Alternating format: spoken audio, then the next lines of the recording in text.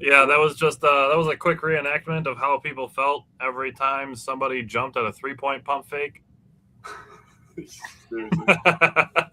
Alrighty, welcome back to the Wisco Fanatics Wednesday. Jake and I are live. We're starting a little bit early, just because we want to add some conversation to the Milwaukee Bucks discussion. So today we're going to go through the recaps of the 4 games that we've had since last Wednesday, and then we're also going to have some extra conversations now that Giannis is back. Basically, where the Bucks lie for the rest of the season, just because it's a big event. So just kind of how we did it when Giannis was out. We went through it and where do the Bucks go from here? We're going to do the same thing now. Now that Giannis is back, so we're going to hit the intro and we're going to get going. Welcome to another episode of the Wisco Fanatics Show, where we cover the Packers, Bucks, Brewers, and Badgers basketball and football teams from an optimistic and realistic perspective. Okay, so 4 Milwaukee Bucks games from last Wednesday until today. So, Jake, let's start with Bucks and Cavs from last Wednesday, and let's talk what you took away from that game. Yeah, so the Bucks were on a heater. Second half of a back-to-back. Cavs were also in the second half of a back-to-back. They had no Mitchell, Harden, or Mobley in this one because, honestly, the Cavaliers are kind of jockeying for that top 3, top 2 seed, and they thought that it was better for them to rest against the Bucks team that is lower in the standings. So, obviously, just thinking about that, schematically, that makes sense for me. So, as a Bucks fan, you're like, good, we need this game. This was a good game for them to rest their players. I like that. It ended up being a win, as everybody knows. But some players that I wanted to point out, first of all, this was probably Miles Turner's best game of the entire week, if I'm talking, two-way. I know that Jared Allen ended up scoring. He was the leading scorer for the game. What did he score, 26 or 27? Yeah, he almost had the game-tying layup, but a lot of that stuff was off of dribble drives. He was, getting some dump-offs when Miles had to help. So it wasn't just like Jared Allen was going at Miles Turner, and Miles Turner was just getting, scored on. Miles, I thought, played tremendous defense. I thought he played with good energy. He dove to the rim. He finished his shots inside, which is something that you'll hear later tonight on Sports on the Go with Trage. I talked about how I want Miles Turner to be a little stronger down low. That's something that that's an area of improvement for him. When we give constructive criticism, we mean it as constructive criticism. We mean hey, this could take you to the next level. It can make you go up a tier. So Miles, that's something that he could work on. Kevin Porter Jr. was tremendous in this one. Again, his 3rd straight game where he was just absolutely on fire. I absolutely love your take on Kevin Porter Jr., by the way. I wanted to give you credit before I said it because I'm going to talk about what he did in the second half because he was awesome in the second half. Tyler said yesterday, which is also going to be on the radio show, he said that as Kevin Porter Jr. goes, so do the Bucks. And I 100% agree with that, to be honest with you. Fuck. I agree. I just had to agree, I guess. But Kevin Porter Jr. was tremendous in the second half.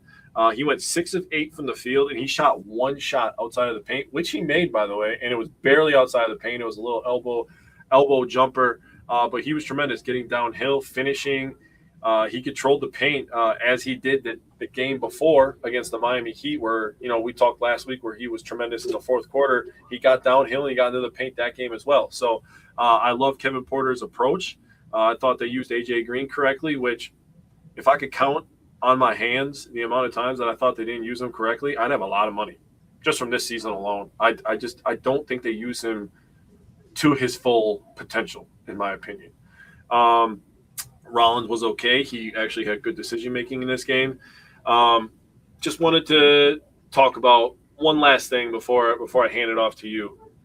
How in the hell, why in the hell, you can ask it either way that you want, did the Bucks shoot 5 free throws and the Cavaliers shot 27 when they had 3 of their best players out?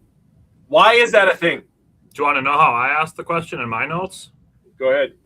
In all caps, I wrote, "Are we dead ass NBA?" Yeah. 27-5. Yeah. Bro, Kevin Porter Jr. and Kyle Kuzma should be shooting 5 free throws a game. By themselves, yes. By themselves, individually. Yeah. Yes.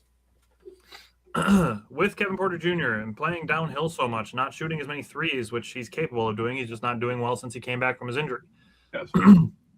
One of the two things that I really said after this game is that Kevin Porter Jr. is quietly becoming the Bucks' second most important player, because as he drives the offense, that's where the ball movement goes. We spent a lot of time on it when, if you listen to the Wisconsin Sports on the Go show with Trade tonight, I hammered on ball movement. And it feels like when the ball movement is kind of stagnating and slowing down, Doc puts Kevin Porter Jr. back in, the ball movement picks back up, and the offense picks back up. Mm-hmm. That's why I feel that Kevin Porter Jr. is quietly becoming their second most important player.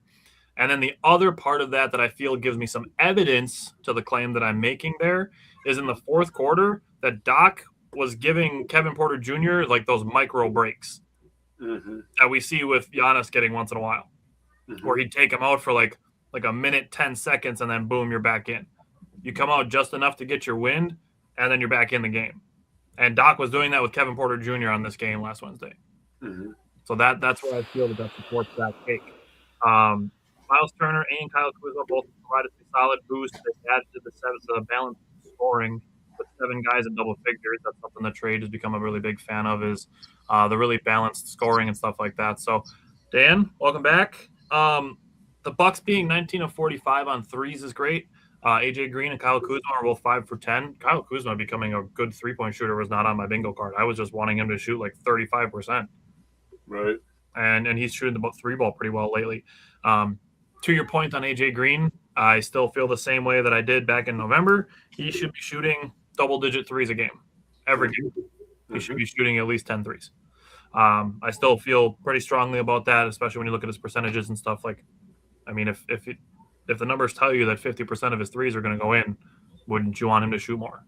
That's what they should be having him just doing like a cone drill. He should just be running, not just standing there. Like, what are we doing? He should just be running, moving, and then somebody has to focus and move with him, and then you can have a pick and roll with Giannis. Like, I don't mean to interject. I'm sorry. I'm sorry. I kind of took over, but like, that's where I'm watching the game, and I'm just like, dude, literally, we're just standing there, bro. Like, I understand the spacing concept, and that could be a good thing every once in a while. I like the play that they use with Giannis and AJ Green, where AJ Green comes up and sets the screen. That puts you in an advantageous situation.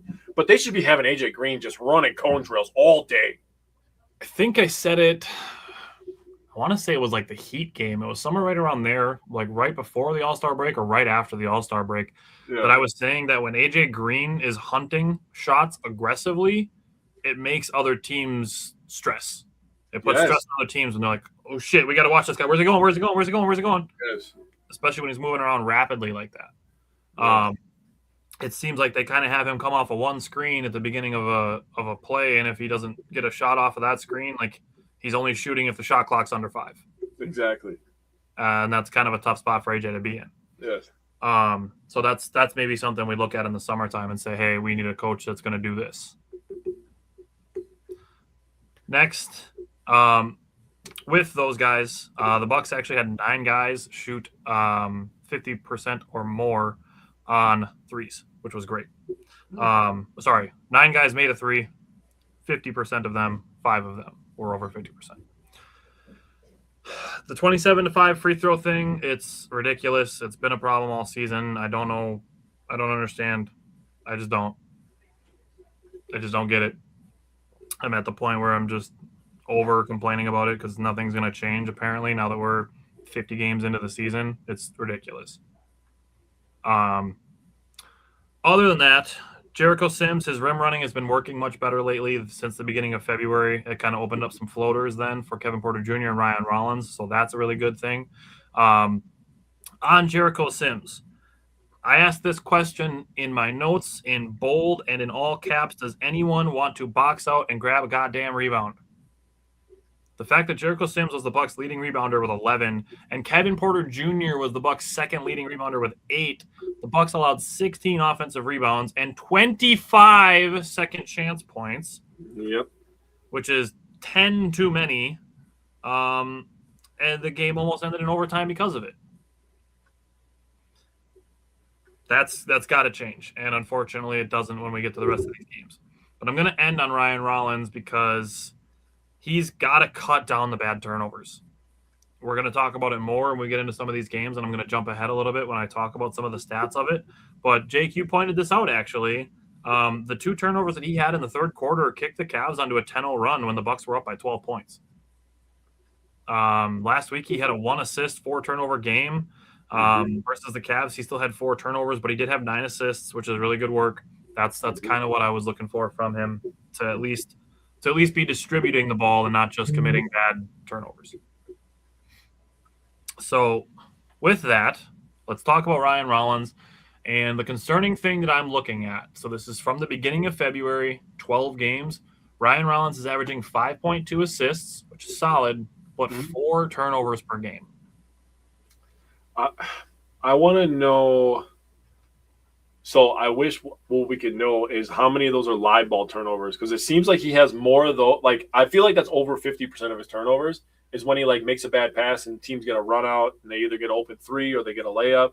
And like, that's just kind of a little bit more context. We'd probably have to live track that, but I feel like his turnovers are like double whammies. You know what I mean? Like a Giannis turnover, he could get a charge. You know what I'm saying? Right. And you have to take it out of bounds. You know, you're not getting killed in transition. I feel like Rollins, like you've talked about it a bunch this year, where you talk about, you know, him jumping and passing or him taking a bad layup. You know, that's also like a turnover. It's like a live ball turnover, taking that bad shot. And I totally 100% agree with you. So I feel like most of his turnovers are live ball turnovers, which turn into fast break points. Yeah. As we talk about the next game, I'm going to find it. I'm already kind of working on it now. See if I can actually just pull it up. On the season, opponents, this is going to be just when he's on and off the floor. 10.7 opponent points off turnovers in his 32 minutes a game. I'm telling you, bro.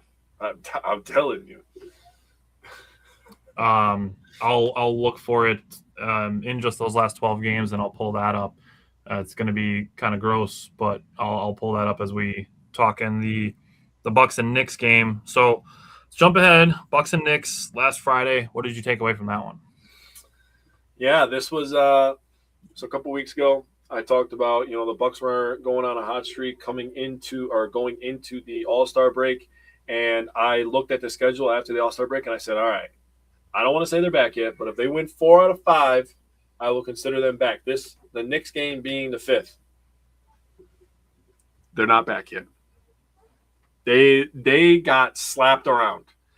Now, the Knicks were bringing the competitive fire because the game before this, which I believe was a Tuesday, and this game happened on a Friday, so they had Wednesday, Thursday off, and the Bucks only had Thursday off.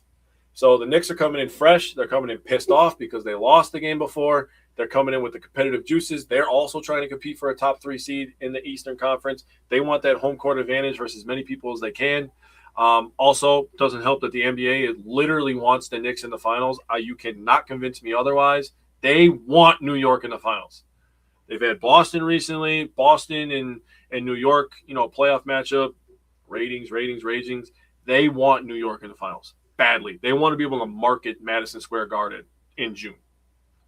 So besides the point, the Knicks absolutely dominated and led behind Jalen Brunson, who for some reason just fucking hates Milwaukee for no goddamn reason. We are not the Mavericks. We did not trade you. Okay? Stop. Stop doing this to us. Every time I see Jalen Brunson, I'm like, God, I hate this guy. Oh, I know why I hate this guy. He feels like he shoots 95% against us. And it's on contested mid-range jumpers, or he gets into the lane, and he's very crafty for this. Gets into the lane, he gets somebody on his back, and he's super strong, and he just finishes with that left hand.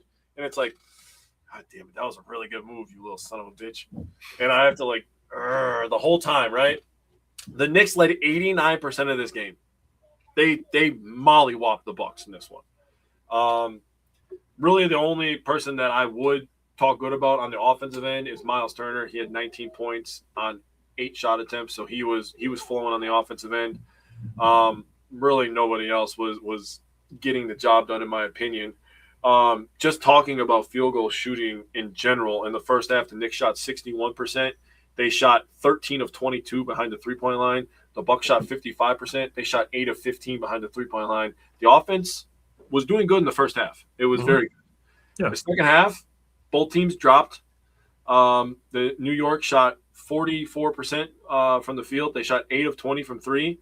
And Milwaukee was just chucking because they were trying to make a comeback as the Knicks, were showing dominance in this one. They got out to a fast start behind Jalen Brunson. Like I said, that first quarter, if you point at the first quarter, Jalen Brunson has killed us in first quarter specifically over the last couple of matchups. The Bucks shot 32% from the field and 8 of 27 from the three-point line in the second half. So, I mean, they were, like I said, they were just chucking, trying to create momentum. That means that the Bucks were 16 of 42 overall from the three-point line. The Knicks shot 42 as well, but they made 21 of them. So, on the same amount of attempts, they made 5 more three-pointers. They rebounded the Bucks by 10, and the fast break points was just gross. They scored 23 fast break points, some of that off the turnovers that the Bucks had, and Milwaukee only had 5. So they killed Milwaukee in fast break points. Milwaukee only had 18 points in the paint as well. So in every single way imaginable, New York beat the Bucks. So you just go back to the drawing board on this one and try to throw that one away and leave it behind you. Yeah, I wrote that the 5 fast break points is dog water, as is 18 points in the paint. You're just not going to win any basketball games. No. With those numbers. No. You can win shooting 16 of 42 on threes. That's 38%. That's decent. But 8 of the 16 makes came from Kyle Kuzma and Miles Turner. Those two were 8 of 15, and the rest of the team was 8 of 27, which is 29.6%. So it's on everybody else to pick it up. You mentioned on the first quarter was decent outside of Jalen Brunson scoring 22 points and having 5 turnovers turned into 10 points off turnovers for the Knicks. That said, the whole team was actually doing a really good job of driving and kicking. Mm-hmm. Again, the ball movement aspect of it, of not only does passing play into ball movement, but just catching the ball and moving decisively, whether it's a pass or a dribble.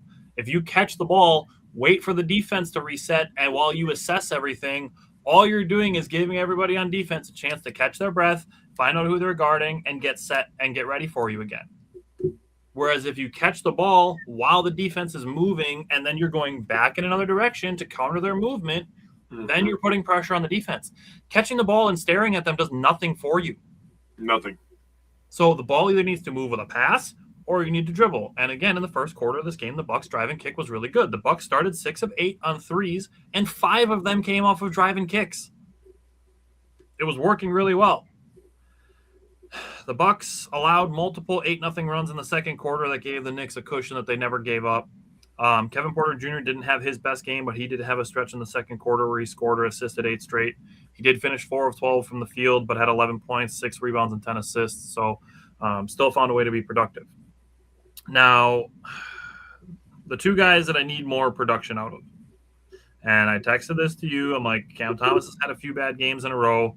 To this game, 3 games, he was 7 of 25, which is 28% from the field, and 1 of 8 on threes in his last 3 games. So not great. And again, I want to see any model of consistency, but it's not 28% from the field over 3 games. That's not the consistency I'm looking for. Nope. Now, if he starts taking, some better shots, I'm okay with that because I know he can score. I know he can score in bunches, and that's when he can start taking a little bit less quality of shots because when you're feeling it, you're feeling it. And then take your heat checks. Absolutely. And then Ryan Rollins, he's got to take better care of the ball. Just said it with the Cavs game. Mentioned it last week. He was going toe-to-toe with Brunson in the first quarter, actually, for about the first 6 or 7 minutes. But then 2 of his 5 turnovers came in that first quarter. He had 13 points, 4 rebounds, 4 assists, 5 turnovers, and was a team low -30. And I did pull it up. The numbers from February 1st through now, he is allowing, when he's on the floor, the Bucks are allowing 13.1 points off turnovers. So that's 2/3 of the game. Essentially, you add 6.5 to the other third of the game. Just call it 6. You're talking about 19 points a game off turnovers since the beginning of February. Stop turning the ball over. Literally shooting yourself in the foot, dude. Oh my God, you're literally. And we get to the Celtics game, we'll have another conversation about it. Trade said, "Boys in the roof, a barn wire pull is going about as well as the Bucks of late." Oh, nice. It's bad. The turnovers, it has to change. And honestly, the Bulls game, the first half, was pretty good. Jericho Sims was an animal on the offensive rebounds. Yeah. Ousmane Dieng got off to a little bit of a tough start in the second quarter, but he picked it up really nicely. He didn't shoot well. He shot really bad, actually. I think he was 3 of 12. But he played the game the right way. And that's why when we get to the Celtics game, we talk about Giannis and we talk about Ousmane Dieng starting, it's because he plays the game the right way. Yeah. Get to the second half. That was rough to watch. And the ball movement was there in the beginning of the third quarter, but it was sloppy. You can't be sloppy with your ball movement.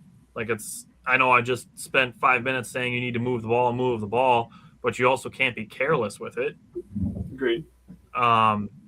6 turnovers in less than 5 minutes had the lead down to 2 points in less than half the quarter. Bucks took a 15-point lead down to 2 by committing 6 turnovers in 5 minutes. Fourth quarter and the third quarter included. The Bucks went 7.5 minutes with 0 points. They went over 10 minutes without making a shot. They missed 17 shots in a row. And Trey was kind of asking us, is this the worst game the Bucks have lost all season? I would say no, just because it's such an outlier. Such an outlier to miss 17 shots in a row. Like, you could take 17 half-court shots in a row and not miss all of them. The way that I would explain this loss was like getting punched in the stomach. Like, yeah, it hurts. The losses to the Wizards was like getting kicked in the balls, and there's not a comparison for me. And that's where I was going to go with that question, was the game that they were winning against the Wizards by 4 points with like 35 seconds left and lost that one. That's the one that I would say. 100%. The Bulls are still a better team than the Wizards, and to be a minute to go, like, that's got to be a dub against a bad team. Agreed. So the points in the fourth quarter, the Bucks scored 8 in the fourth quarter. That is the lowest scoring quarter in the NBA this season. I do still think if you're looking at the second half and seeing, that the Bucks scored more points in the first quarter than they did in the entire second half and saying fire Doc, I do think that's a lazy thing to say, because that game specifically, I'm not going to say is on Doc Rivers, just because, like I said, 17 straight missed shots. What the hell do you want the coach to do about that? And it's not like every single one was at 1 second left on the shot clock with a center guarding Ryan Rollins. Like, they had open looks. Like, Doc can't go out there and put the ball in the basket for them.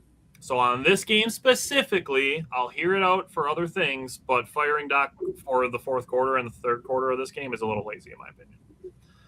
I will say nobody outside Miles Turner. Maybe Bobby Portis shot the 3 well. Miles Turner was 2 of 5, which is 40%, which is great. Bobby was 3 for 8, which is 37.5%, which is a little bit above average. The team, 13 of 46, 28%. And then, again, this is going to go right into what you were just talking about on the live ball turnovers. Bucks had 19 turnovers. The number that I've wanted the Bucks to be around or under is 13. 19 turnovers turned into 20 points off of turnovers for the Bulls, who had 14 steals.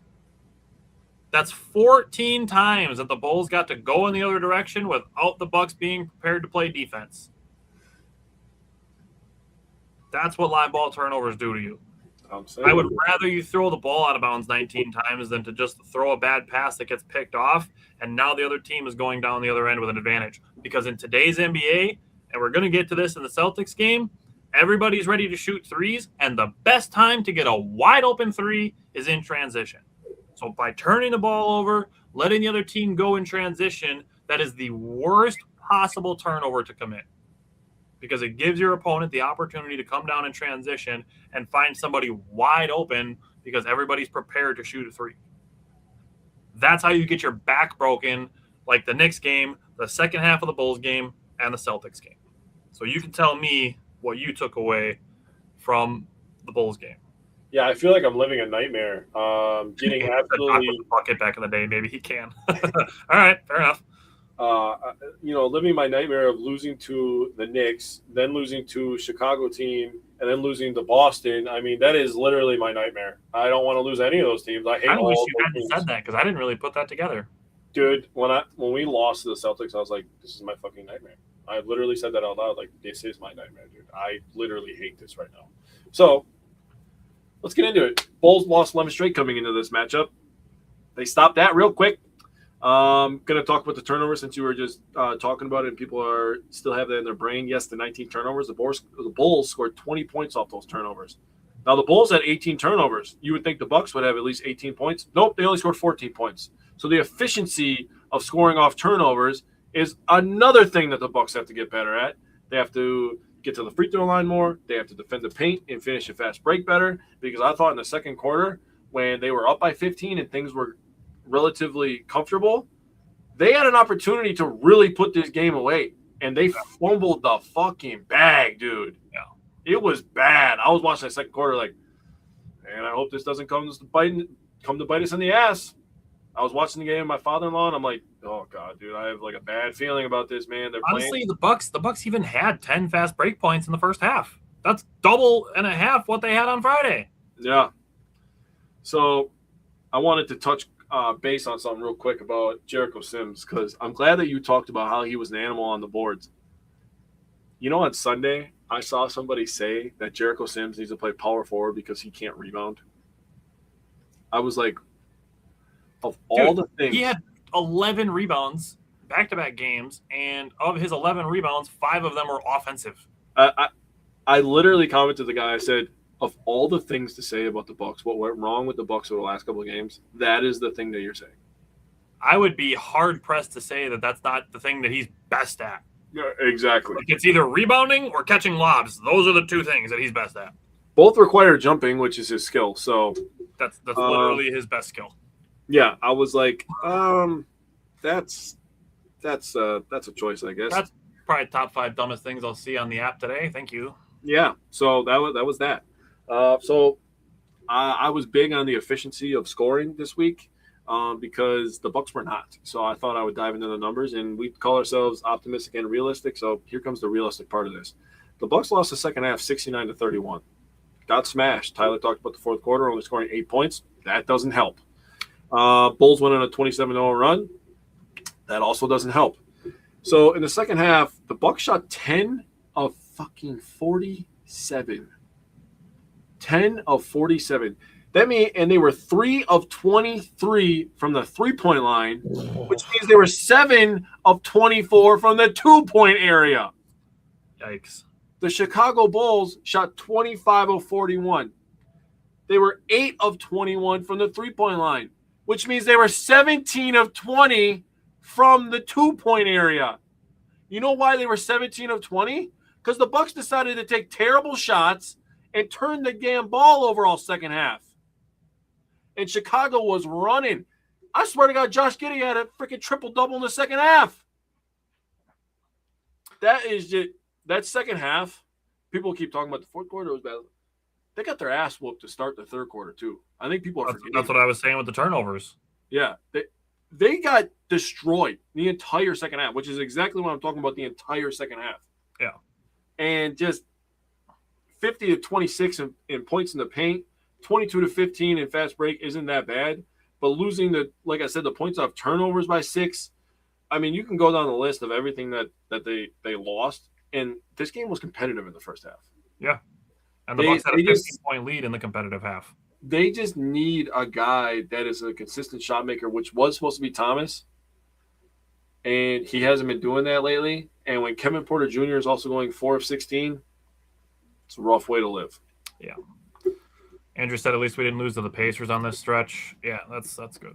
Well, they got the Pacers coming up, so. Connor, welcome back. Trage said it well. He said player execution is never thought of first. It's always easy to blame coaching. Both go into it. If they don't go hand in hand, losses like that happen. Honestly, I really don't even think coaching was the problem in the second half at all, because they had plenty of corner threes that were pretty open. Yeah. That you would be like, okay, yeah, I'll give that shot to AJ Green 100 times in a row. Or Bobby Portis. Bobby Portis. I mean, guys being open for threes in the corners, like, I mean, again, like, strictly because he's wearing a zip-up, Doc Rivers can't make those shots for those guys. Those are wide-open shots that they take 500 of a day in practice that just didn't go in that day. It's such an outlier. Like Jake's talking about throwing the Knicks game out. You just crumple up the second half of this game and just throw it out because it's never going to happen again for like 13 years. We're going to have to wait before we see another quarter that bad as the fourth. Shooting wise. I hope it's longer. I do too, but I mean, like that's the kind of outlier we're dealing with. Yeah, I agree. Like to try to find the last time the Bucks scored 8 points in a quarter, I bet you have to go back to like 2013. I can see that. Okay, let's go to the Celtics game and another game where there's just like offense just not there, and for me it was the defense. Oh my god. So Giannis comes back, right? Which is great. That's great. We're excited to have Giannis back. I only wanted him back if he was going to be 100%. Apparently, Doc said he's been trying to come back for a while. So I'm assuming he's 100%. I'm just going to operate that's the reality of the world that we're living in because we're not going to know until maybe off season and he comes back and he says, yeah, I was only at like 85% when I came back for that Celtics game. That's why I was on a minutes restriction, whatever. So that fine. What I can accept is a little bit of clunkiness because you're adding back a guy who is very, very ball dominant. And we just spent the last 3 games talking about that we need to have the ball movement doing well to make things flow better. Mm-hmm. And I can understand a little bit of disorganization just because Giannis is such a high gravity player. I can understand guys who haven't played with him yet, Ousmane Dieng and Cam Thomas, who have only played with him in practice. Stuff being a little disorganized. You're changing up the starting lineup for the 74th time this season in 65 games. And that's where we're at. Ousmane Dieng starting for the first time, which is awesome. There's reports of good chemistry between him and Giannis. What I cannot accept is a complete lack of effort defensively. Jake and I, if you've watched our show for a while, you've heard us talk about the guys that we really, really love is the guys that give the effort. Guys that are willing to dive on the floor. Guys that are willing to run out and can contest shots. That's why we love Pat Connaughton so much. That guy would dive on the floor and get bloodied up every single year in the playoffs. Mm-hmm. That dude would bleed from his eyes every single year in the playoffs. Love. I mean, guys that are willing to do that kind of dirty work, those are the guys that you need to have on your team. And I didn't see that from anybody in the Celtics game. I didn't see that effort. That's the stuff that I want, is I want to see effort. Because I can accept, your opponent shooting better or having better coaching. But there shouldn't be a time where the Boston Celtics come into your building and put out better effort than you do. That's what bothers me. Outside of a 4 or 5 minute stretch at the beginning of the game and a little bit towards the end of the second quarter where they cut the lead down from 22 to 14, there's just no effort there. 9 second chance points in the first quarter alone is unacceptable. 19 offensive rebounds for the second time this week. It's allowed 19 offensive rebounds, another 16 turnovers into another 19 points for your opponent. And yes, I realize the Bucks lost this game by 27 points, but you're talking about giving your opponent 19 points. And I'm not saying that the Bucks, if you just take those away, that, it's a 19-point difference, and then we're talking about an 89-81 game, because I understand that that's not the realistic outcome. But you need to be somewhere around 12. And yes, I understand that means you still lose 101 to 81, but holding a team to 101 points in today's NBA is a really good number to be at. And that I could live with. Well, people also need to realize that these turnovers create momentum for other people, which creates a series of events, which is how you get down by as many points as the Bucks have over the last 3 games. Yeah. Again, I could accept allowing 101 points. Then we'd flip the script and we'd look at the offense and say, okay, what do we need to fix? There were a couple stretches in the second half where it's Jesus, will the Celtics miss a 3-pointer? Yeah. That's what that felt like for a little while, even though some of them were contested. Many of them were not. The starters did get the lead down to single digits a couple times in the third quarter. Celtics were able to push it back up to 22. Kevin Porter Jr. and a bench unit got it down to 14 with 6 points by Pete Nance, which was cool. But only having 65 points through 3 quarters, I mean, damn. The Bucks have been approaching that in halves at times. And then 16 points in the fourth quarter. I get that the game was pretty deflated by that point, but scoring 81 points in an NBA game is a rough look. Now, I'm gonna talk Ryan Rollins first because I want to end on something of a little bit of a high note. Ryan Rollins the decision making. It's got to get better, or I'm going to be willing to move him in the summer. Yeah. For him to have bad choices shooting and passing to finish with 5 points, 3 rebounds, 2 assists, 2 steals, and 2 turnovers. I mean, it's going to be a cool story if he's in the most improved conversation, which he should be. But Jake, you and I had this conversation that the Bucks aren't trying to win most improved players right now. We're going to get into Not that the role that we're in. I like the conversation we had the other day, and I want people to hear it. So we're going to talk about that. We're gonna have that after we finish this up. Mm-hmm. With getting Giannis back and Ousmane Dieng starting, those two actually scored the first 8 points of the game. Ousmane scored 8 points in the first quarter out of his 13, which was cool.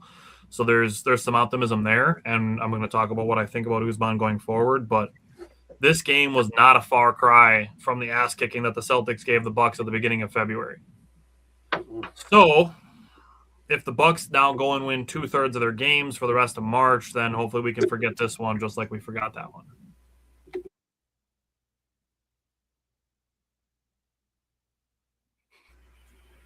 Big ol' sneeze. All right. What do you got on the Celtics? All right. Sorry. Allergies and such. It's 50 degrees outside, so my nose is just like, oh, it must be spring. So that was weird. Last 6 quarters, you're talking about the second half of the Bulls game and 4 quarters versus Celtics. The Bucks have scored 112 points. That's a rough look. That's about 19 points a quarter. That's tough. It's a tough way to live. Giannis coming back. I will sound a little redundant. I was happy. I was excited. I missed watching 34 dunk. I missed watching 34, give the snarl, get the crowd pumped up. But in my opinion, on the second half of a back-to-back, I don't know if I would have brought Giannis back in this game, personally. He didn't play the first one, so it's not like he played back-to-back games. I know, but the Hawks game was always more important anyways. So I guess if you can look at it from both. If you flip it and say it's the knock off the rust game, that's the other side of the coin for me. But it's a big game tonight, and we don't have Kevin Porter Jr. for anybody who doesn't know. But yep. Kevin Porter Jr. is going to be missing this one. But Giannis comes back. I thought actually he did a nice job posting up, and I thought we did a nice job throwing some entry passes into him to get him some easy buckets where he didn't have to drive and use all of his energy to get to the rim. Giannis did his normal thing. He actually had a really nice play where he was getting into the paint, flipped it out to Dieng, and Dieng hit the three-pointer. And I was like, okay, I like that duo. That could be something. Yep. AJ Green struggled in this one, only got 3 shot attempts. This was the game where I was really like, why the hell is this guy not shooting 10 a game, bro? Mm-hmm. 12 a game, bro. This guy is too good of a goddamn shooter. I can accept on a night where he's not shooting bad or not shooting well for him to shoot like 6 to 8. But, dude, he should be shooting twice a quarter at minimum. But only 3 attempts all game is just inexcusable in my opinion. No Kuzma in this game. Doc said it was a coach's decision. And for me, I'm okay with that. You get Giannis back, so you're replacing length with length. And yep. It seemed like Kuz maybe just needed like a game for a reset, which is honestly what I'm looking at this game tonight for Kevin Porter Jr. Like Kevin was on fire for a while. He's had a couple rough games. All right, we'll give you a reset. Yep. Give you an extra night off. Then you get the day off after. You get a little break here, a little mini break, and then it's right back at it, right? Yep. So with those minutes, they decided to spread them around. Thomas, talking Cam Thomas, who has been struggling from the field, like you said, struggled from the field in this one. Only had 2 points, 0 for 3 from the field. He played 11 minutes. They gave 13 minutes to Gary Harris when Gary Harris was a DMP for a couple of games in a row. So trying to work him back into the lineup, that part I don't understand, in my opinion, to be honest with you. I would have gave more of the minutes to Pete Nance because the Bucks, you look at their energy level over the last couple of games. We have talked about this repeatedly with Pete Nance. Pete Nance is energy. He is infectious. Energy is infectious. I would have gave more minutes to Pete Nance and allowed him to play a 3 or a 4 position. He can guard out under the perimeter anyways. He basically is a Kyle Kuzma without being able to dribble and get to the paint. He doesn't have the passing ability of him either, but, he's got the length. He's going to play with energy. That's what I feel like Kuzma does at times as well. feel like Kuzma's a little bit stronger, but we're kind of nitpicking. Yeah, but I would have gave more of those minutes instead of giving them to Gary Harris. And I have nothing against Gary Harris, but I would have gave more of those minutes to Pete Nance, and I would have allowed Cam Thomas to try, in a game where you're getting murdered anyways, I would allow Cam Thomas to try to build up a relationship, some rapport, with Giannis on the floor as well. Because that's going to be something that they're definitely going to need later in the year, as we are later in the year right now. So one last thing I wanted to talk about was I brought it up on the radio. Sports on the Go with Trades. We're going to keep plugging that because we're on there and we want people to listen. What's up, Reggie? How you doing? I want to talk about points in the paint. Now, again, I brought this up yesterday. The Bucks over the last 4 games have given up 170 points in the paint. They have scored 110. So if you average that stuff out, they're losing on average over the last 4 games. They're losing the points in the paint by 15 points. Now, to go along with all the other stuff that we have seen them do, and we're going to keep harping on it because this is the reality of the situation that we're in. The offensive rebounds you're giving up, the second chance points, the turnovers, all this stuff equals bad basketball. So I'm here to say today is the reset button. These are a very important next 6 games. You play the Hawks twice, who are on fire. They're coming into town tonight. We play them on the 14th in Atlanta. You have to win both those games. You also play the Jazz in that stretch. You play, I believe, Magic on Sunday, and the Magic Suns who are ahead of you. Yeah, so this is a very important 6-game stretch. The Bucks have to win at least 5 of these, in my opinion, and you have to win both versus the Hawks. So this is the reset button for the Bucks. So the way I'm looking at it, I said this for the Wisconsin Sports on the Go with Trades show. Yes. Is I don't even think they have 6 games. Yeah. I think you have about 4 or 5 games to try to figure something out and make something happen. To find out if it's even doable now that you have Giannis back, to see, okay, can we do the things that we did in February, and can we get into the play-in and just see what happens? Like that's best case scenario, is to get into the play-in and then see what happens. I'm down to try it. And again, it's only if Giannis is 100% that I want him out there. Yeah. So the question becomes, with Giannis back, 1, if they figure it out, then what? And in my mind, that's where I'm at with the play-in. Like, you get in, see what happens. And then if they don't, then what? So I'll pose you the first question. If they figure it out, they go into the play-in, is there anything else that you would want to say on that part of it? Well, they go into the play-in, I guess, just throwing out matchups and who they would play out the window. I would think that a team that is the 1 or 2 seed would not want to face Giannis in a 7-game series in the first round. So if they figure it out and they do make the play-in, and we're playing hypothetical here anyways. Let's say they figure it out. Let's say they make it as the 8 seed. We're not going to give them the 7 seed. We'll say they make it as the 8 seed. Yeah. If they make it as the 8 seed, I would think if you're the Detroit Pistons, you're pretty fucking pissed off. Yeah. Because you haven't been a 1 seed in a long time. This is supposed to be about you, about a young team up and coming, and the only thing people are going to be talking about is this the last playoff series for Giannis? Could this be the last playoff series for Giannis? Is this the last time we see Giannis in a Bucks jersey? That's all you're going to hear. And then on top of that, Giannis owns Detroit. So if you're the Pistons, you don't want the Bucks getting the 8th spot, which they have a pretty comfortable lead over Boston, but Boston could take that. I would love Detroit in the first round. I would think the Bucks actually have a chance in that series, to be honest. I think they have a chance. Yeah. If they play the Celtics, they're dying. They're going to die versus Celtics. I'm just going to call it like it is. Yeah. They might win a game, maybe 2, but I would not pick them in the series. No, absolutely not. Okay, so let's flip it around. And if they don't figure it out, then what? And this is the conversation that we kind of had with Trage a little bit for the radio show. And my thought on it is you then focus the rest of the season preparing for 26-27. Mm-hmm. So Kyle Kuzma, 0 minutes. Bobby Portis, 0 minutes. Rest of the season. Those guys are the 2 top salaries that you have on your team. And if you're going forward, planning on next season, John Horst is going to use those 2 salaries to make a big swing trade. I would put that at like an 85% likelihood of that happening. Yeah. And that's kind of where I was like, okay, I understand not trading Bobby at the deadline.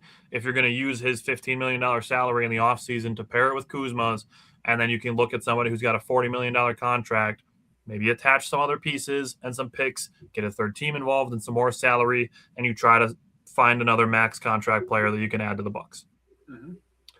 So if the Bucks aren't figuring it out, you give Giannis and Ousmane Dieng as much playing time together as humanly possible.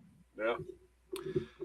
I'm totally fine with using Kuzma and Bobby, their salary, to acquire a shooting guard. I'm, like I said before when talking about the turnover situation, I'm willing to begin to include Ryan Rollins in trade talks. So if the Bucks can do something and try to make a swing for a guy like Devin Booker using their salaries and picks, I'm on board with that. Trading from front court depth to upgrade your back court, and you're running with Kevin Porter Jr. and Devin Booker, and then AJ Green as your sixth man. I'm totally down for that. And then you upgrade Pete Nance to a full contract. You keep Jericho Sims. You keep Miles Turner. You keep Giannis. There's your front court. You let Ousmane Dieng play every position from 2 to 4, and then you add a couple pieces around them. That's where I'm at. So rest of the season, I only want to see guys playing that are going to be part of next year's team. I'm 100% down for that. Okay. Anything else you want to say on the Bucks, what they should do rest of the season if they don't figure it out and start winning a handful of games in the next week and a half? Yeah, I mean, everybody talking about fire Doc. I mean, I think the writing is on the wall, for those people that are pretty actively waiting for it, which in my opinion is kind of sad.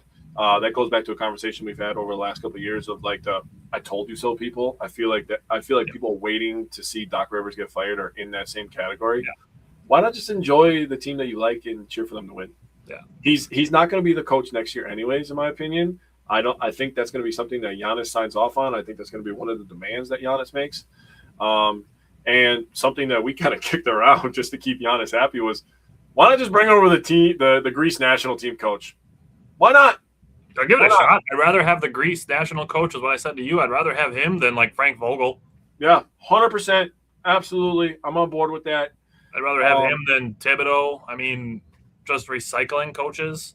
Yeah. And yeah, I don't want to do that. Hell no. But I will say on the Thibodeau thing, the Bucks would play hard because he gets players to play hard for them. So we wouldn't be complaining about effort. I'm gonna play 38 minutes a game. That would be the one thing that we would get out of that. But besides that point, I wanted to talk about real quick before we switch over and we invite Mikey in and talk about Badgers, which the first game we're going to talk about with the Badgers is also not exciting, like most of the Bucks games this week. Just talking about Ryan Rollins, and we both agree, like, hey, Rollins is a nice young player, but the Bucks are not in a situation where they need to be cheering for people to win Most Improved Player. We're not in a rebuild. We are in the reset motion of this franchise right now with Giannis as the cornerstone. So, to go to your point about Devin Booker, we've been talking about this for the last couple of weeks, really around the All-Star break is when, this thing started to heat up. There was a video of Giannis talking with Devin Booker, and, I started daydreaming of like, oof, Devin Booker in a Bucks jersey. The Bucks haven't had a mid-range sniper since a guy wearing 22 wore a jersey in Milwaukee, and that worked out pretty well for Giannis. So Devin Booker, the guy scored 70 points when he was fucking 20 years old before he was able to have a legal beer. So that's insane. I would absolutely sign off on that, and I would sign off on Ryan Rollins being the major piece move from the Milwaukee Bucks. So Rollins, nice little player, like I said, but he's getting coached up by Rajon Rondo. This is something else that we talked about last week. Not last week, but we were talking the other day. Rajon Rondo, he had the ability to be the star. He had the ability with Hall of Famers on the floor to be the guy that the defense had to worry about. Rollins has, with Giannis on the floor, has not shown me that ability. He had a really, really good game early in the year versus the Warriors. Giannis did not play that game. He's had moments where he's had good runs, but he has never been able to take control of the offense, passing, getting to the paint, and decision-making like Rajon Rondo has. So I don't want to hear about him being coached up by Rajon Rondo because I don't see any of Rajon Rondo and Ryan Rollins. That's the thing, is like he's not playing like Rajon Rondo. So that's just the last thing I wanted to say. Now we can talk about Bucky. All right. So we're going to jump over to the Badgers, and we'll bring in Mike.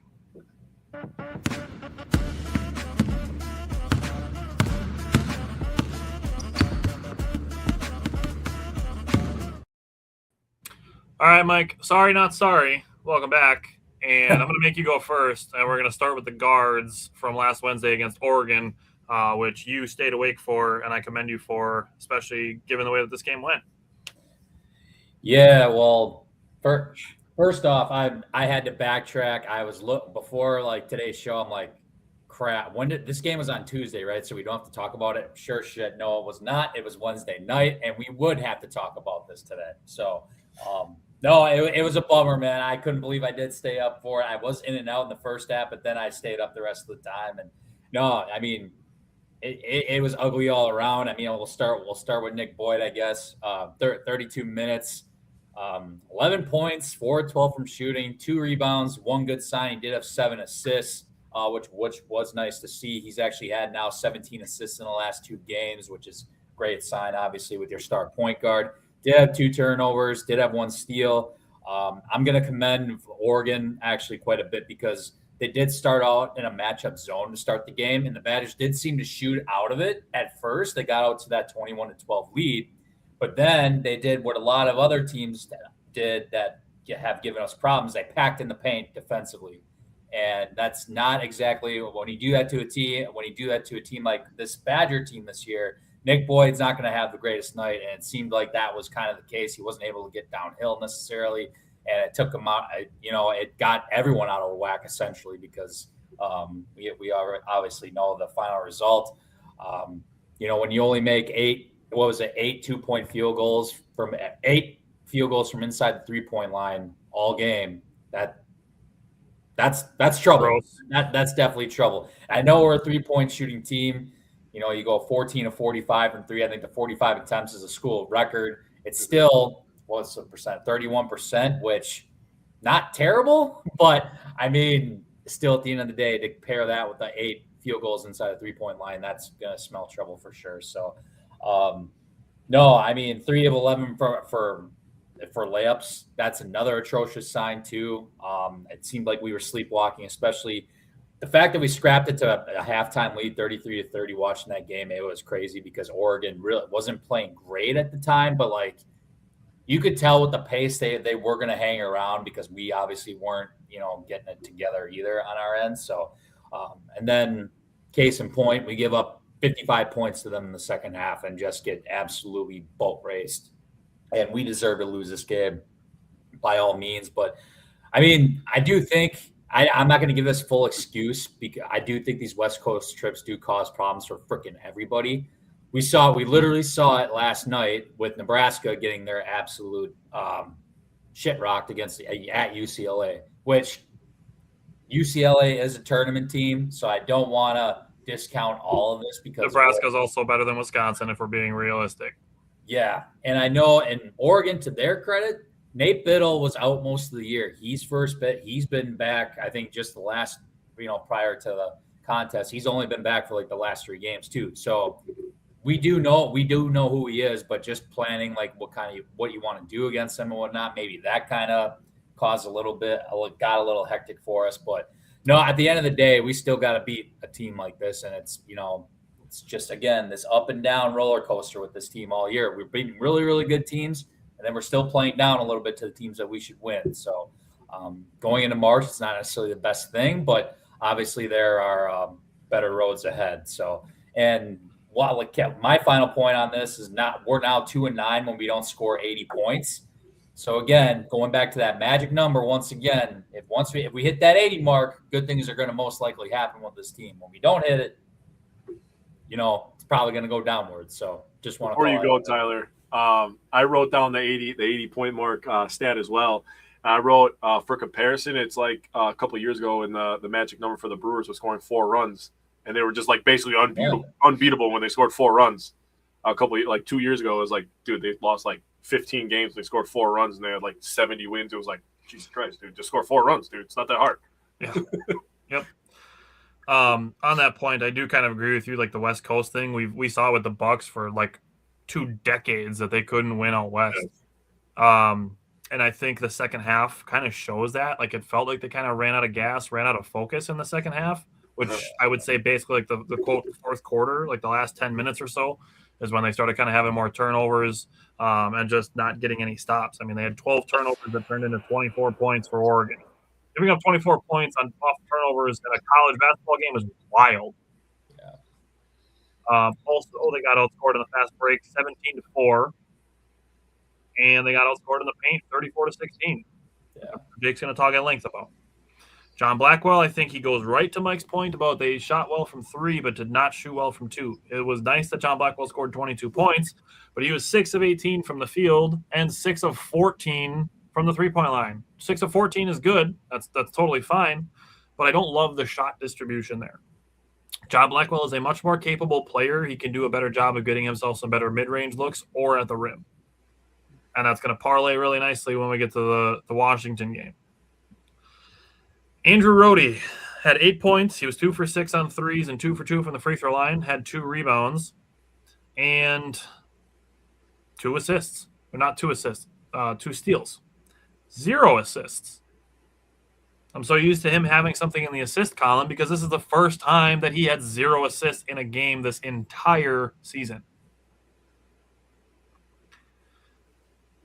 Braden Carrington, relatively quiet game. He was 3 of 6 on the field, 2 of 5 from the three-point line, had 8 points and 2 rebounds, only played 16 minutes. That was his lowest minute total since the Badgers absolutely destroyed Penn State. And before that is when he was kind of not really in the rotation that much. And then he kind of burst onto the scene, especially kind of getting into the Minnesota game. And from then on, he's been playing 20, 25 minutes a game, but only 16 minutes against Oregon. So, I mean, yes, it's nice that John Blackwell had 22 points, but I don't really have a lot of super great stuff coming from the wings. So, Jake, what do you take away from the bigs? Yeah, so I'm just going to double down on those turnovers real quick. 12 turnovers for the game, 9 came in the second half. So the second half, the wheels absolutely. It was so bad. Dude, I am so happy that I chose to watch the YouTube version of this game because I was like, dude, if I would have to sit through this for 2.5 fucking hours, I would have been pulling my hair out, dude. Yeah. Oh, it was still a tough watch on the YouTube recap, bro, which is like 30 minutes or like 31 minutes or whatever it was.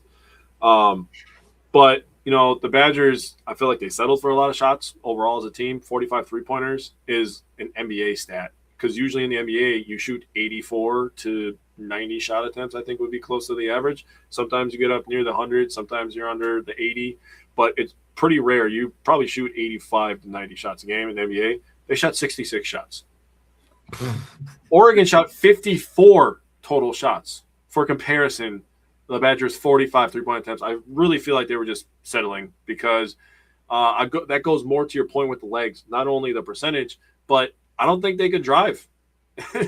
I don't think they had the legs. And, you know, it goes to my next point, which the Badgers lacked physicality, which to me, when I was watching this game, felt eerily similar to earlier games this year, where they just got out-physicaled versus a BYU, out-physicaled versus a TCU.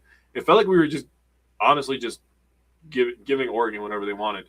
And then sloppy passing. I mean, this game was just all around just – it's like when your buddy gets too drunk and you watch him piss outside and he's pissing half of it down his leg. I was just like, I'm just watching my friend piss on himself right now. This is horrible. For the record, I've never been that friend. Just want to throw that out there. Hey, I'm going to laugh at my friend if I see him pissing on himself. This situation, not laughing at this one. So my last point I want to make is the big men. I'm going to focus on the big men here. So Bielowskis, 5, 9, and 3, did a nice job rebounding. He was 1 for 6 from the field, so not super efficient. Nolan Winter, 7 points, 6 rebounds, 2 assists, 3 for 7 from the field, 1 for 4 from 3. Austin Rapp, 8 points, 7 rebounds, 2 assists. So the Badgers actually did win the rebounding battle, but he was 2 for 8 from the field, 1 for 6 from 3. Overall, the big men, 20 points, 22 rebounds, 7 assists, 6 of 21 from the field. That is a hot steaming garbage of 29% and 3 of 15 from 3. Yikes.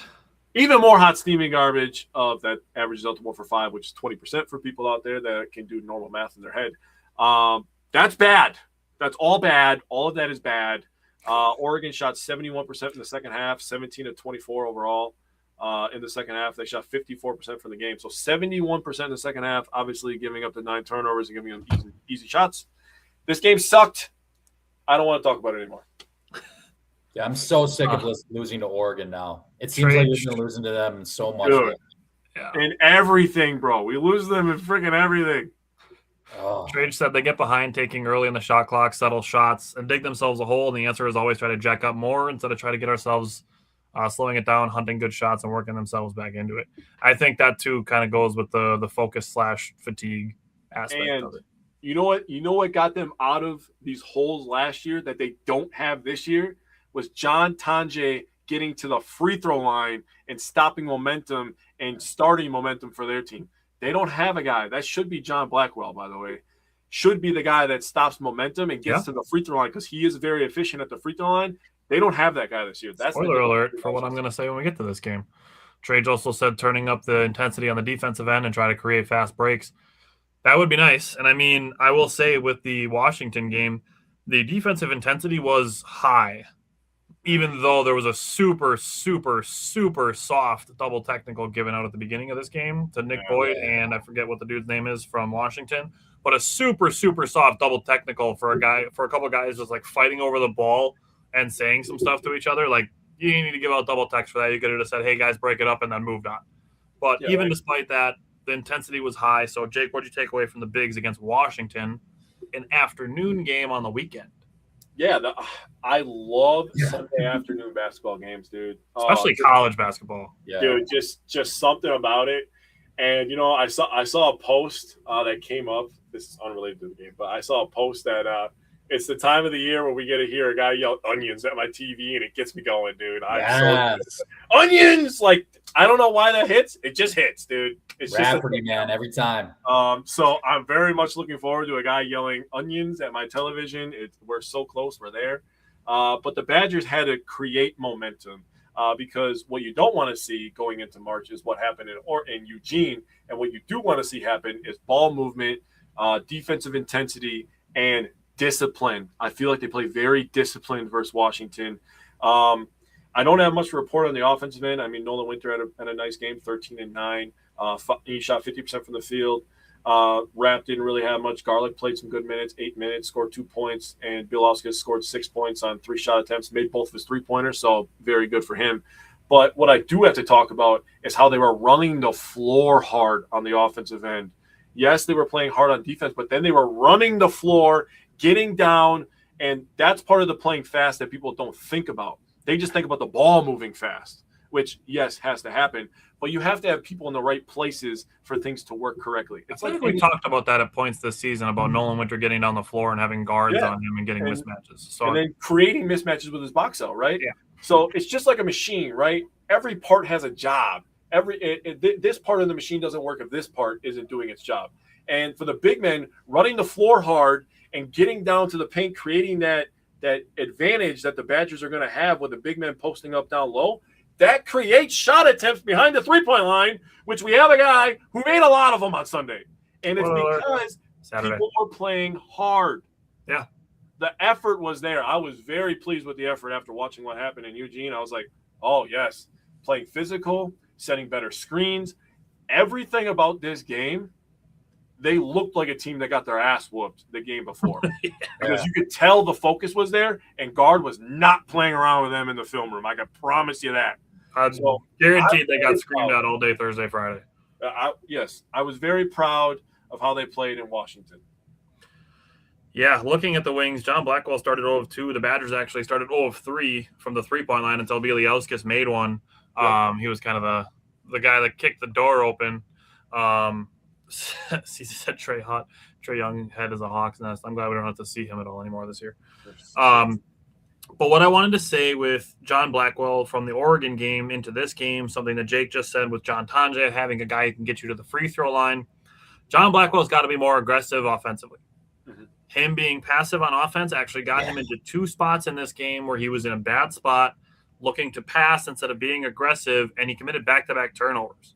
There was a point in the second half where I think he had a lane to go, and Nolan Winter had a great steal, and he opted for a contested jumper just between the free throw line and the restricted circle, when if he takes one more dribble, he had a wide open left-handed layup. That's the kind of thing where it's like, dude, you got to be aggressive, and you got to want to get to the rim. Mm-hmm. I feel like John Blackwell is athletic enough to poster somebody and he doesn't.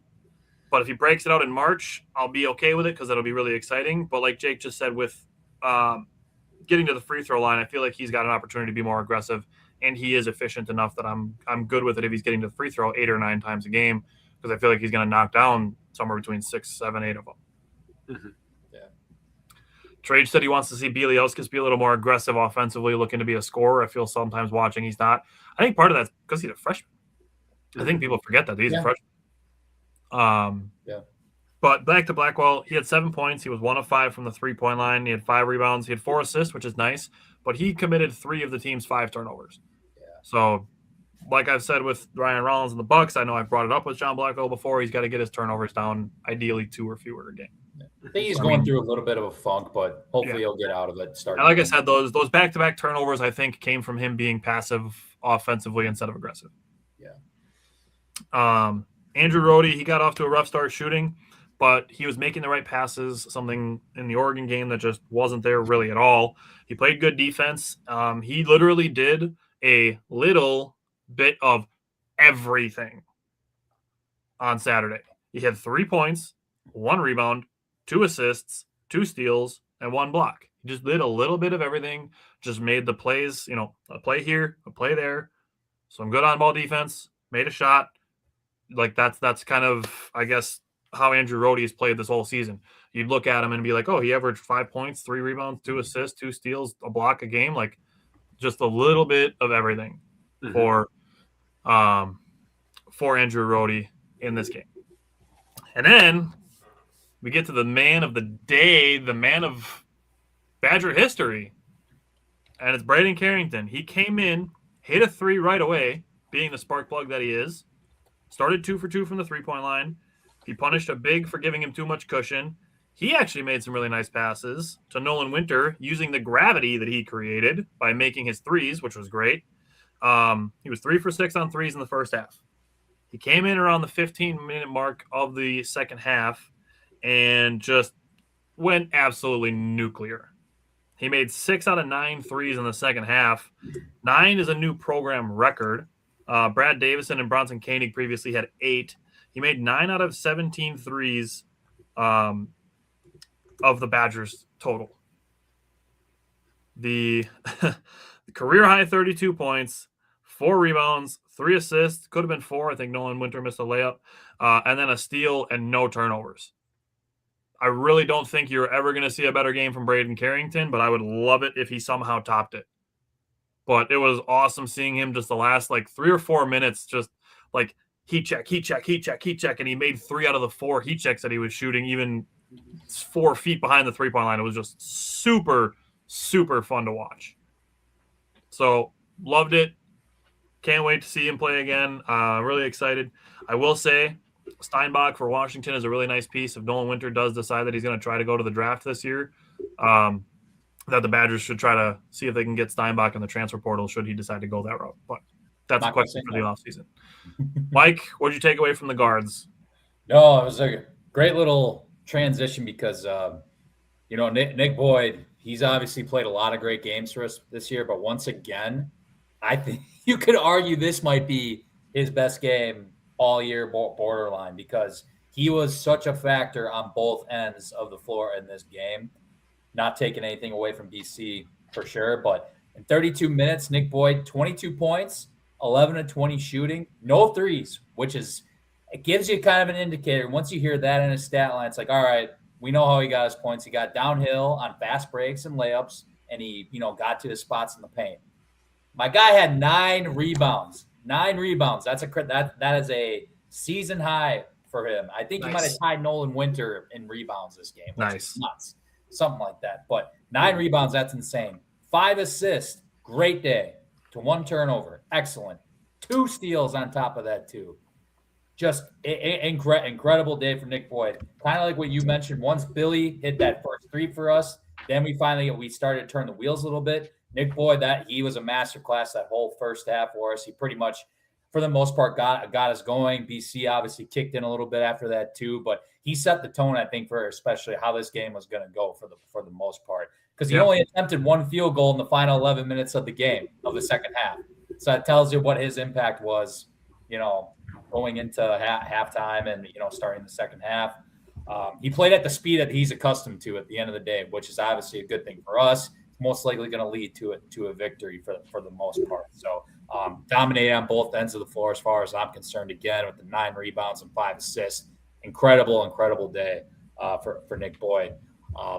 And then, another positive, the Badgers improved to 8-1 following a loss, which is great. It means that we, have a short-term memory. You can just bounce back in the thick of things. So I'm glad. I think that was Tyler who called this out. I love the defensive intensity by John Blackwell and Nolan Winter, especially to start this game. They held their shooting guard Wesley Yates to 1 of 17 shooting and 1 of 8 3. Insane job. And I could tell right from the start, especially John Blackwell on defense, as soon as the dude crossed half court, he was up right in his grill. I wouldn't want no part of that. But I noticed that right away. Absolutely masterclass on defense, especially in that first half. It was a season low of 21 points for Washington that we gave up in that first half. Incredible job. We held Washington to 5 points the first 7 minutes to start the game in general. So again, starting games off like that, like I said, with John Blackwell getting involved, Nolan Winter, masterclass. Obviously a masterclass for sure. But no, I love the game. Great outcome. BC doing his thing, and we're on to bigger and better things. Obviously, 17 of 38 from 3, 45%. You have to say it better than that. 17-38. Hey. I was thinking it the whole time, bro. I was like, somebody mentions it. Son of a. That's awesome. Fetty Wap would be proud. That's awesome. But as far as going into senior night, going into Purdue, I'm really curious. It could just be a matchup thing, but I noticed as far as the rotation went for this game, with the exception of Will Garlock coming in for a few minutes, it was literally 7 guys playing. Hayden Jones didn't really get any minutes. So I'm wondering, if everyone stays out of foul trouble and whatnot, if they just keep a 7-man rotation like this, because for the most part, it was clicking when, those 7 guys were in the rotation. Blackwell didn't have his best game on offense, but he was still plus or minus. He was still plus 30, for this game. So even if he's not scoring, he's obviously going to be a big factor going forward, as we all know. I guess, even, going forward, I love having a guy like a Nick Boyd who's got plenty of experience in March. That's the one thing I think we really, really have going for us as Wisconsin going into March in these big moments and these big games coming up. All the eyes are going to start to be on us now. We're going to hear from Badger fans that may have watched 1 or 2 games all year, start to chirp a little bit, start to get involved in games. We're going to have to calm them down a little bit perhaps. But no, man, I love March. This is the best time of the year, my favorite month of the year. And, see what we can do. Thank you, seniors, going into tonight. Hopefully we can get Isaac Gard a 3-point ball. That's all. I was thinking that today. I was like, they gotta get Gard a bucket tonight. So 2 things before we head out here. 1, the Badgers scored 90 points, and they only shot 5 free throws. Now, they made all 5 because the only player that shot free throws in the game versus Washington was Braden Carrington. He made all 5 of his free throws. They scored 90 and shot 5 free throws. That's insane. That should show you how good this team can be offensively. And 2, this is unrelated to the Badgers. It's literally unrelated to the Big Ten, but it's about the Big 12, and it's something that I'm jealous about. Did you guys see the court that they're going to be playing the Big 12 tournament on? No. So I saw an article or a video or whatever come across my phone the other day. They're playing at an all-LED court. Oh, they do that in Europe, and it looks so cool. And the court, they can change the court to the higher seeds home court. That's wild, dude. Yes, dude. And they could do like, explosions when if somebody shoots a deep 3, like I always wonder, like when somebody hits a really deep one, like, damn, how far was that? That's the first thing in my head, like, damn, he made that. How far was that? Right. Yeah. They could put that on the floor right away. They could do like ads. Because they don't have enough money on ads. They could do ads on the floor. They could do a lot of stuff. And apparently from what I heard is that, the floor is like actually better for the long-term effect of these players, like knees and ankles and feet. And I'm like, well, how is it better for them? And then the ball still sounds the same. Some guy was sitting in front of a computer and he figured out how to make that work. But I was like, damn, bro, I'm jealous. I wish the Big Ten tourney was like that because that would be fucking sick, dude. Like, I was like, dude, I that's actually nasty. saw I think it was the Raptors. They were using that to like train their quadrants and stuff like that, where their guys are supposed to be on the floor. Yeah. Like stuff like that in the Yeah. offseason. So it's really cool, actually, like where the kind of the future of technology and sports kind of intersects a little bit. Yeah, I think that's really cool. Yeah. All right. So Mike kind of mentioned it already. The Badgers play Maryland tonight, and then they play at Purdue on Saturday. Those will be their last 2 regular season games before we get into the Big Ten tourney. So, is there anything else you guys want to say before we kick it off and see you guys next Wednesday? Let's get 2 wins. I'm ready for March. Like I said, March is here. Greatest time of the year. I've been watching tournament games from past years that get prep myself as we get into tournament season. I mean, it's great, man. I've been watching the Cinderella teams and everything. I've been going through YouTube quite a bit lately. I'm ready to go. I'm gonna go watch some 2009 George Mason games. Yes. 2013 Florida Gulf Coast Dunk City. There you go. Oh, what the Lob City team. That was awesome. Yes. All righty. Trade said the Big 12 court was an eyesore, so I'm glad. All right. Fair. All righty. Thanks, Mike. Thanks, guys. Thanks, everybody, for tuning in, commenting along. We'll see you guys next Wednesday. Have a good night. Later, fellas.